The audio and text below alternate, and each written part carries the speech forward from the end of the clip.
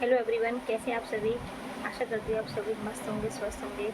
मैं माँ कालवी धाम आगरा से आपकी प्यारी माँ की प्यारी बेटी निशु आज आपको एक चीज़ बताने आ रही हूँ।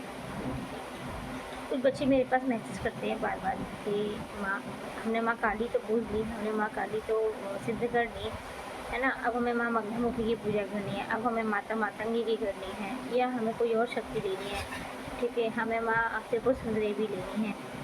तो भाई पहले इस चीज़ को समझो। पहले एक बार एक शब्द को कहना भूल जाओ कि हमने माँ सिद्ध कर ली है। ठीक है, आज तक माँ को कोई भी सिद्ध नहीं कर पाया, कोई भी आज तक माँ को सिद्ध कर ही नहीं पाया। ठीक है, तो आप लोग एक शब्द बोलना बंद करिए कि हमने माँ को सिद्ध कर दिया। अब इस चीज़ से बोलिए कि हमने माँ की कृपा प्राप्त कर ली है। माँ, हमने माँ काली की कृपा प्राप्त कर ली है, अब हम माँ बंगलामुखी की भी करना चाहते हैं। अब दूसरा इस साल का सवाल का जवाब कि हमें दूसरी शक्ति पूजनी है, तो पहले मुझे बताओ क्यों पूजनी है। आपको एक माँ जन्म देती है कि आपको 10 माएँ जन्म देती हैं? कमेंट में मुझे इस चीज़ का उत्तर ज़रूर देना कि आपको सिर्फ एक माँ जन्म देती है कि आपको 10 माएँ जन्म देती है। माँ एक ही होती है और माँ एक ही होती है और एक ही माँ जन्म देती है, और वही हमारा सुख में, दुख में, हंसी में, रोने में, बुरे वक्त में, अच्छे वक्त में, सब में वही साथ देती है हमारा। ठीक है, तो फिर हम 10 माँओं को कैसे साथ में ले सकते हैं? तो फिर हम दैविक शक्तियों में 10 माँओं को साथ में कैसे लेके चल सकते हैं?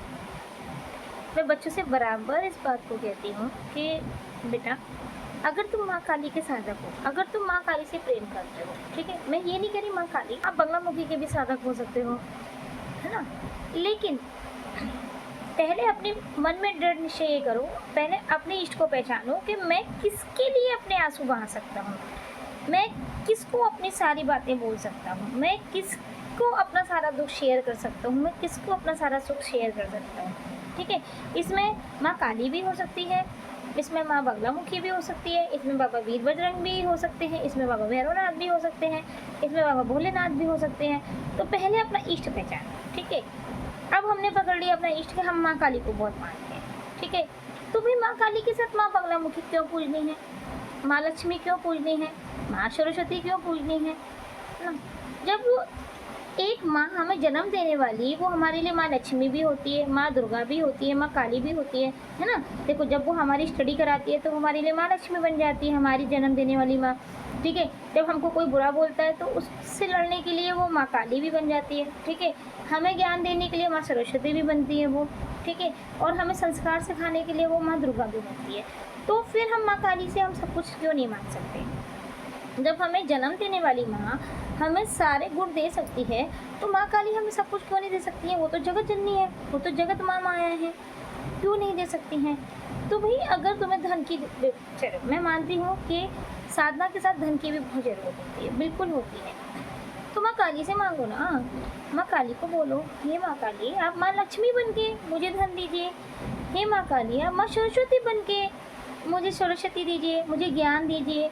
ठीक है, हे माँ काली आप बगलामुखी बन के मेरे शत्रुओं का संहार करिए, है ना, उनका उच्चाटन करिए, उनका स्तबन करिए।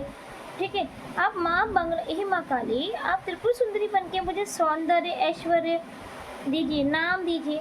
मैं कैसे ना मानूँ कि आप माँ बंगलामुखी के माँ काली से आप सब कुछ नहीं दे सकते, है ना, वो तो जगत जननी है, तो सब कुछ आपको दे सकती है। तो इस चीज़ को समझो।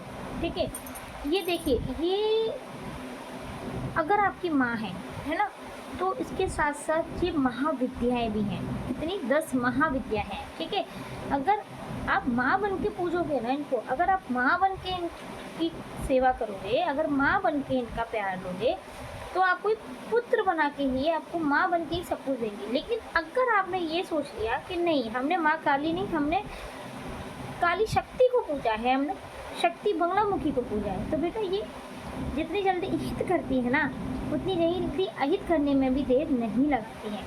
अब ये मत भूलिए कि माँ काली के साथ या माँ बंगलामुखी के साथ या कोई भी 10 महाविद्या, उनके साथ योगनियाँ भी चलती हैं उनकी। आप इस चीज़ को मत भूलिए, ठीक है। जब आप माँ बन के उनको पुकारोगे ना, तो योगिनियाँ भी क्या कहेंगी, माँ है, एक बेटा पुकार रहा है, एक बेटी पुकार रही है, हमें बीच में बोलने का कोई हक नहीं है, ठीक है। लेकिन जब आप शक्ति बन के पुकारोगे ना, तो वो योगिनियाँ भी क्या कहेंगी, अरे यार कोई साधक है, कोई साधक है, पहले हमारी परीक्षा देनी पड़ेगी, पहले हम इसकी परीक्षाएं लेंगे, फिर देखेंगे ये माँ के पास जाने लायक है कि नहीं, ये शक्ति को पहचानने लायक है नहीं। तो थोड़ी थोड़ी चीज़ों को समझो बेटा, इन चीज़ों पे मत जाओ कि आज हमने माँ काली की सेवा कर ली, कल हमने दूसरी शक्ति पकड़ ली, परसों हमने तीसरी शक्ति पकड़ ली। फंस जाओगे और एक दिन आप ऐसे चक्र में फंस जाओगे कि जहाँ से आपको ना कोई भगत निकाल सकता है, ना आपका गुरु निकाल सकता है, कोई नहीं। दूसरी बात, एक बहुत मोस्ट इम्पॉर्टेंट बात, अगर आप किसी भी 10 महाविद्या की सेवा करते हैं, अगर उनकी साधना करते हैं, तो पहले गुरु बनिए, ठीक है। 10 महाविद्याओं की साधना करने का एक छोटा सा रूल है कि आप गुरु बनाइए, क्योंकि अगर आप गुरु प्रदत्त के मार्ग पे चलेंगे ना, तो आपकी छोटी छोटी चीज़ें समझाई जाएंगी, ठीक है, छोटी छोटी बातें बताई जाएंगी। क्योंकि जब हम 10 महाविद्याओं की सेवा करते हैं, शक्ति बना के उनको पूछते हैं, तो हमारे साथ बहुत कुछ अच्छा बुरा होता है, बहुत कुछ है ना। कभी कभी क्या होता है कि हम जब 10 महाविद्याओं की सेवा करते हैं, तो इनके साथ हमारी साधना से आकर्षित होकर कुछ नेगेटिविटी भी आ जाती है ना, कुछ बाहर की नकारात्मक शक्तियाँ भी आ जाती है, जिसे हम नहीं पहचान पाते। हम ये सोचते हैं कि नहीं, हमारे साथ तो माँ की शक्ति चल रही है, क्योंकि हम माँ का नाम जब वो कर रहे हैं ना। हमेशा ध्यान रखना, अच्छे लोग बुलाने से आते हैं और बुरे लोग बिन बुलाए ही आ जाते हैं, समझते हो ना आप, है ना। अब आप सोचना माँ किसके ऊपर कह रही है जी, ठीक है। अगर आप अच्छे व्यक्ति को बुलाना चाहेंगे ना, तो आपको उसको 2 फ़ोन करने पड़ेंगे, लेकिन आप बुरे व्यक्ति को बुलाना चाहेंगे ना, तो वो बिना बुलाए आ जाएंगे। तो यही होता है साधना में। जब हम देवी देवता को पुकारते हैं, तो देवी देवता को हमें बहुत मंत्र जाप करना पड़ता है, तब हम पुकारते हैं, तब आते हैं। लेकिन जो नकारात्मक शक्तियाँ होती है ना, वो क्या कर सोचती हैं कि इसका जाप हम खा जाएं और हम इसके पास आ जाएं, वो बिन बुलाए ही आ जाती हैं। तो मेरे वीडियो ध्यान से सुनना, कान में लीड लगा के सुनना और समझना कि माँ किस चीज़ की तरफ इशारा कर रही है और क्या कहना चाह रही है, ठीक है।